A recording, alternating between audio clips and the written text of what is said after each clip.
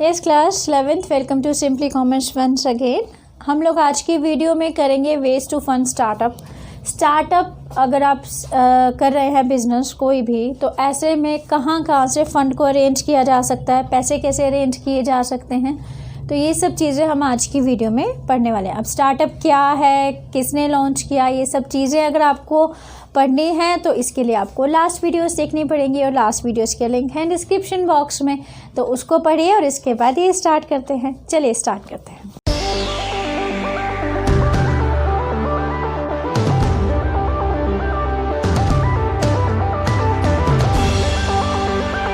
Yes class 11, चलिए start करते हैं आज का टॉपिक। तो सबसे इम्पॉर्टेंट टॉपिक कि कैसे स्टार्टअप को पैसा मिलता है, ये वो कैसे फंड्स मिलता है जिससे कि वो अपना बिजनेस स्टार्ट कर सके। तो इसके लिए बहुत सारे सोर्सेज हैं जहाँ से पैसा गेट किया जा सकता है और बिजनेस स्टार्ट किया जा सकता है। तो इसमें सबसे पहला सोर्स है दैट इज़ बूटस्ट्रैपिंग। नाम से बड़ा मुश्किल लग रहा है, इसको थोड़ा सा ईजी कर देते हैं, दैट इज़ सेल्फ फंडिंग और बूटस्ट्रैपिंग। तो सेल्फ फंडिंग से हमें पता चल रहा है कि हम पहले, अगर सपोज़ मुझे बिज़नेस स्टार्ट करना है अपना, कि I am entrepreneur, business start करना चाहती हूँ, तो सबसे पहला way of getting finance is कि मैं अपने पास जितना भी पैसा है उस पैसे को अपने बिज़नेस में लगा दूँ। तो ये तो सबसे ईजीएस्ट सोर्स ऑफ फाइनेंस है कि आपके पास जितना बचा हुआ पैसा है या आपके पास जितनी सेविंग्स हैं, अपने सेविंग से आप अपने बिज़नेस को स्टार्ट कर दीजिए। लेकिन प्रॉब्लम इज़ दैट अगर छोटे मोटे बिजनेस है तो वो तो हम बूटस्ट्रैपिंग से स्टार्ट कर सकते हैं, अपने फाइनेंस से स्टार्ट कर सकते हैं।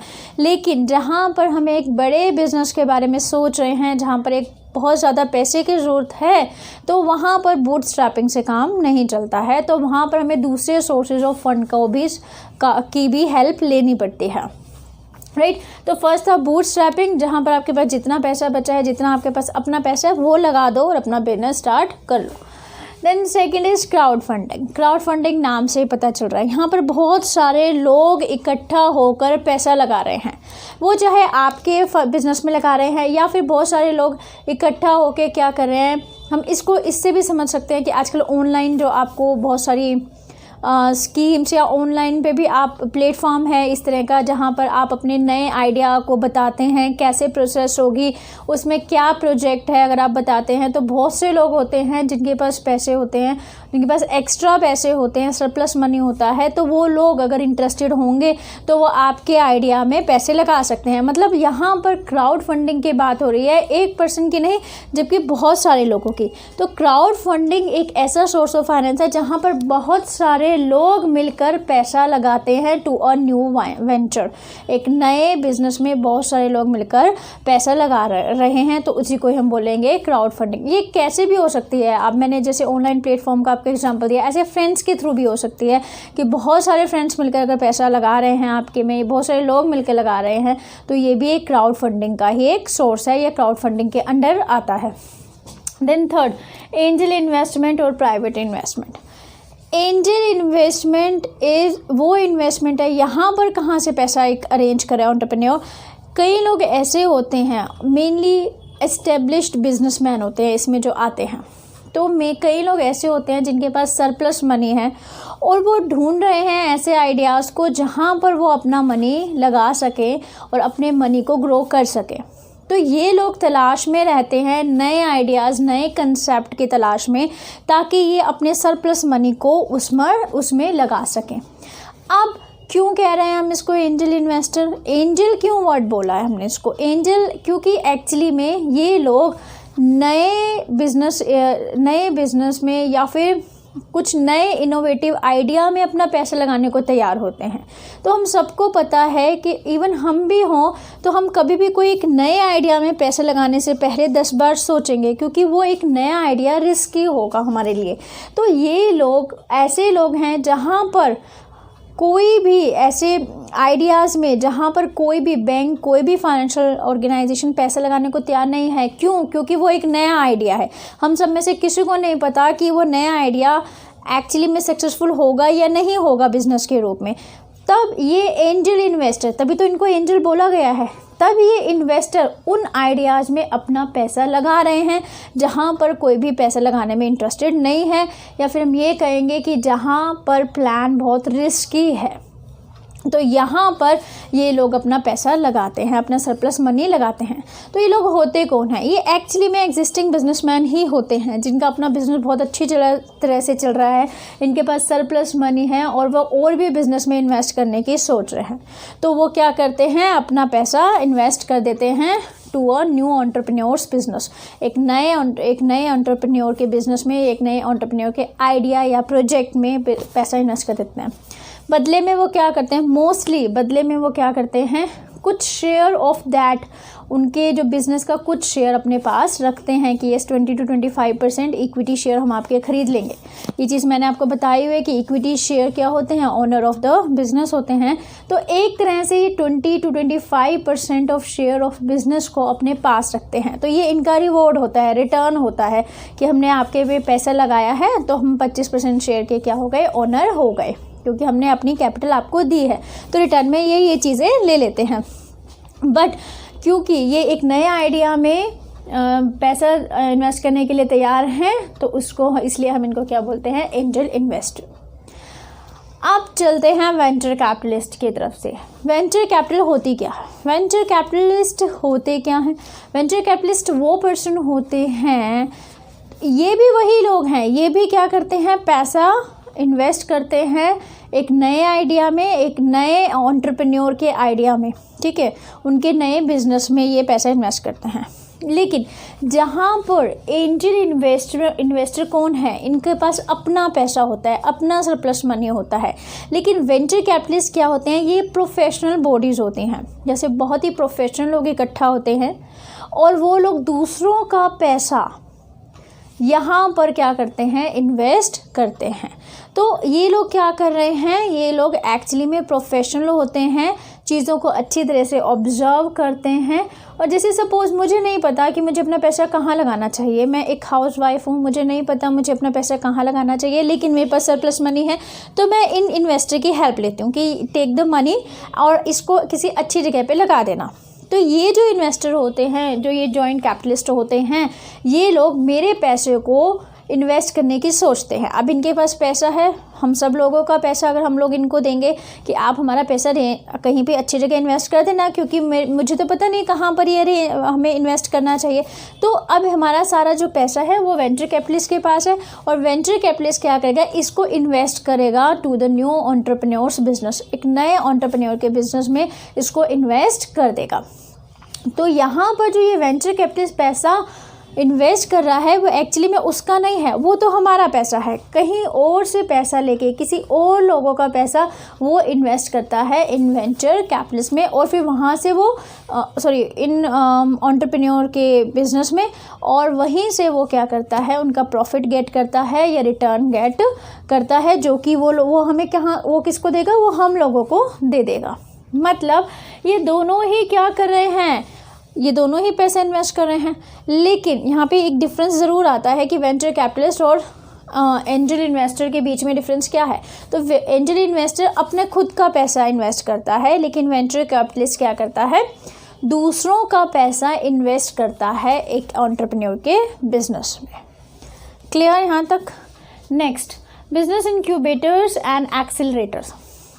We all know that incubators भी पता है, एक्सेलरेटर क्या करता है, स्पीड को इंक्रीज़ करता है।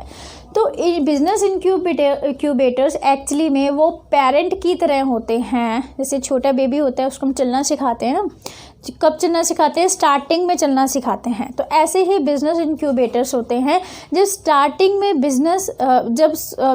में बिजनेस चलना स्टार्ट करता है या फिर उसकी स्टार्टिंग ही हुई है, एट दैट टाइम उसको जो हेल्प की ज़रूरत होती है, फाइनेंस की ज़रूरत होती है, और जो बिज़नेस उनकी हेल्प करते हैं कौन से स्टेज पे, जब बिज़नेस ने अभी चलना ही स्टार्ट किया है या बिज़नेस अभी स्टार्ट हुआ है, तो एट दैट टाइम जो हेल्प कर रहे हैं वो क्या है, इंक्यूबेटर्स।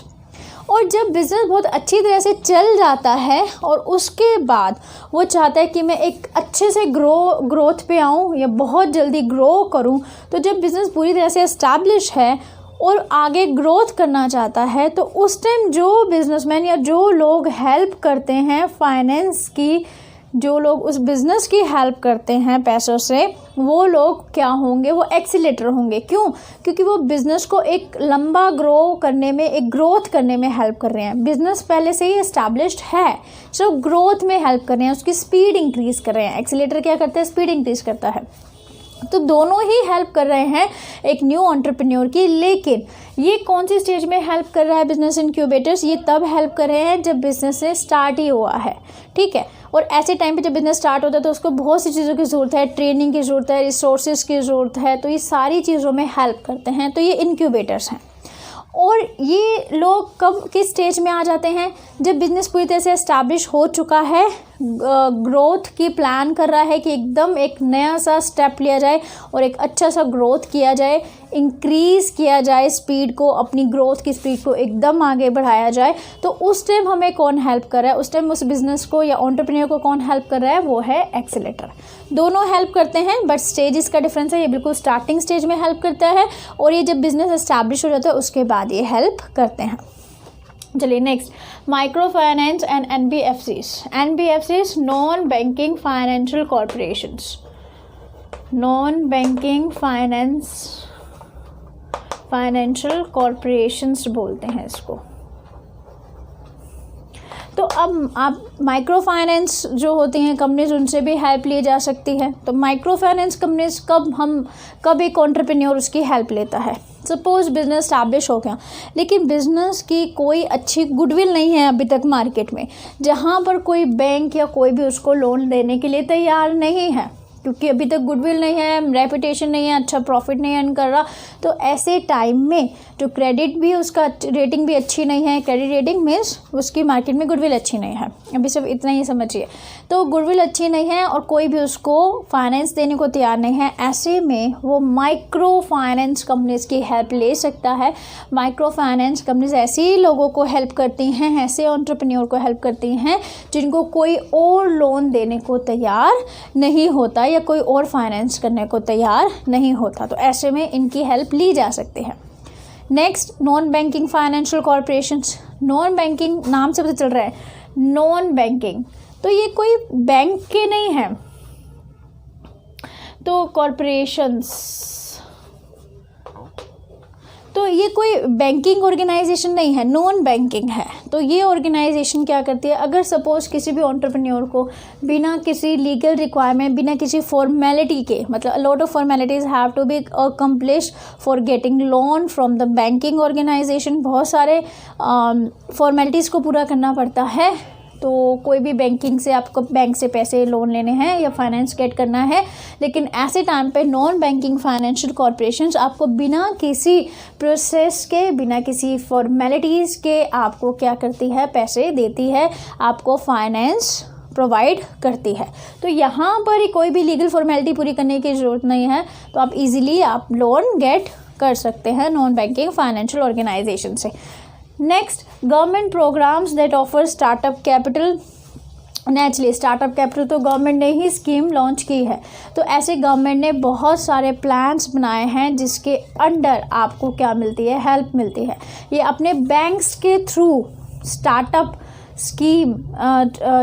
स्कीम चलवाती हैं अपने बैंक्स के थ्रू। जैसे सिडबी हो गया, small industrial development bank of India, तो वहाँ पर भी स्टार्टअप स्कीम के थ्रू आप अगर आप अपने एसेंशियल को पूरा करते हैं, कंडीशंस को पूरा करते हैं, जो मैंने आपको लास्ट वीडियो में पढ़ाया था, तो आप कंडीशंस को पूरा करते हैं तो वहाँ से भी आप अपनी हेल्प ले सकते हैं, उस बैंक से भी अपनी हेल्प ले सकते हैं। तो गवर्नमेंट अपनी बैंकिंग वेरियस एजेंसी से भी आपको हेल्प प्रोवाइड करती है, आप वो भी फाइनेंस गेट कर सकते हैं।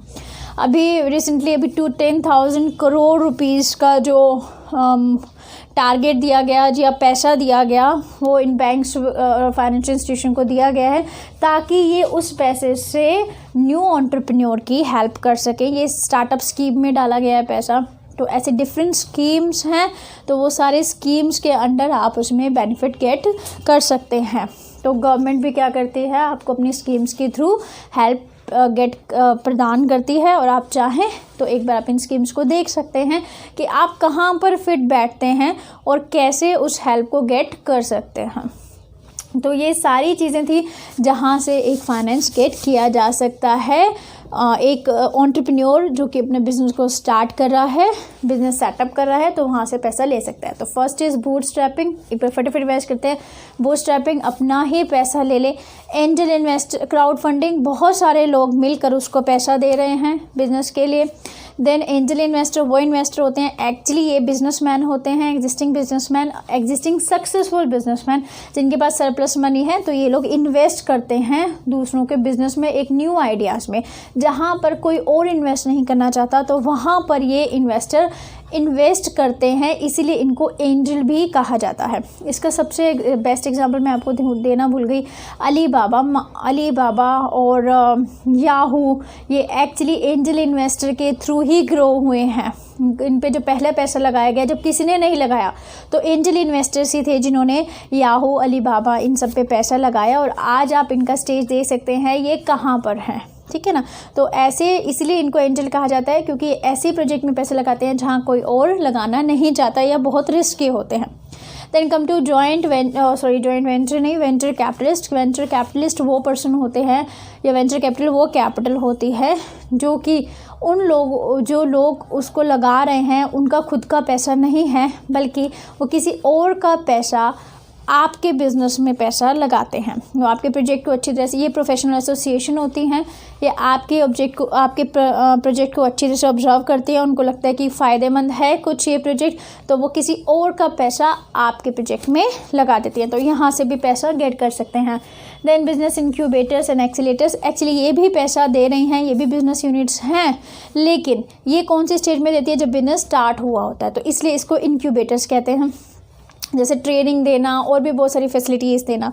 और देन एक्सीलेटर वो होती है जब आपका बिजनेस स्टैब्लिश हो जाता है और आपको एक लंबे जंप की ज़रूरत है, एक लंबे उछाल की ज़रूरत है कि एक लंबे बड़े स्टेज पर आप अपने बिजनेस को पहुंचा सकें, तो ऐसे में आपकी हेल्प कौन कर रहा है, एक्सीलेटर्स करते हैं। Then next is micro finance and NBFCs। Micro finance वो कंपनीज होती हैं, अगर आपको कोई और लोन नहीं प्रोवाइड कर रहा, कोई बैंक नहीं कर रहा, बिकॉज ऑफ योर गुडविल, आपकी रेपुटेशन अच्छी नहीं है, या फिर अभी तक आप इतनी गुडविल बना नहीं पाए मार्केट में, आपकी क्रेडिट रेटिंग भी अच्छी नहीं है, एट दैट टाइम जब कोई लोन प्रोवाइड करने को तैयार नहीं है, ऐसे टाइम पे आप माइक्रो फाइनेंस की हेल्प, कंपनीज की हेल्प ले सकते हैं, ये भी आपको पैसा प्रोवाइड करते हैं। Then non banking financial corporation, नाम से पता चल रहा है ऐसी फाइनेंशियल कॉर्पोरेशन जो बैंक के जैसे आपको लीगल फॉर्मेलिटीज़ या कोई भी प्रोसेस पूरी नहीं कराती हैं, तो without formalities if you want to get loan, तो आप यहाँ से लोन ले सकते हैं, यहाँ से फाइनेंस अरेंज कर सकते हैं।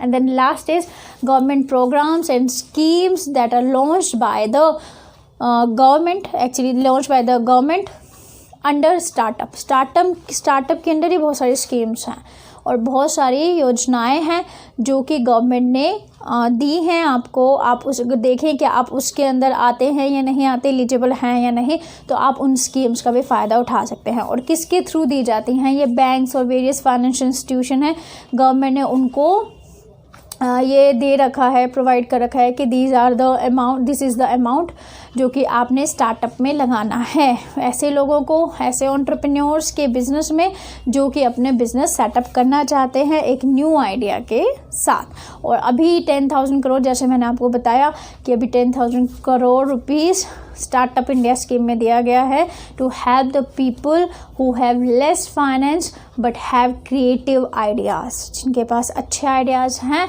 लेकिन पैसा नहीं है, तो उन लोगों की हेल्प के लिए वेरियस स्कीम्स चलाई गई हैं, तो वहाँ से भी पैसा अरेंज किया जा सकता है। तो ये थे वेज टू फंड स्टार्टअप, आप कैसे पैसा गेट कर सकते हैं।